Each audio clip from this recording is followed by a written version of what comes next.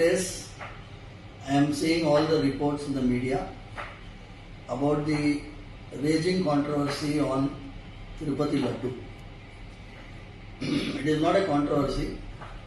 It is directly hurting the sentiments of crores of people like us. Mostly the people who believe in the prasadam, people who believe in the Sanatana Dharma worship of the deity. What has happened is, we have been already saying that the process of tendering, when you purchase items for the Swami, like the ingredients for Laddu, you go for a lowest bidder. The moment you go for the lowest bidder, you are asking for trouble. In fact, the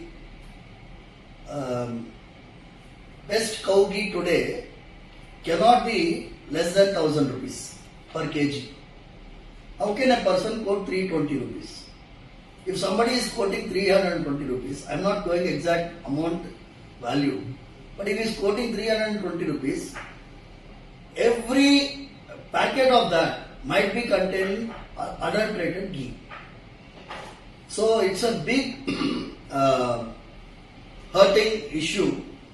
We have to inquire into it and find the culprits and take them to task.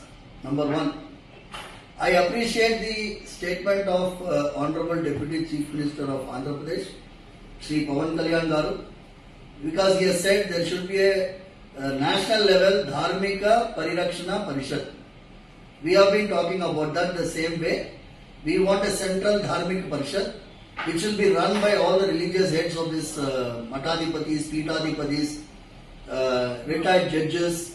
If they have a central Dharmika Parishad, the temples can be run under it. That is what is the best solution. Staying away from the temple system by government control. Sarve Jana Sukhino Bhavantu.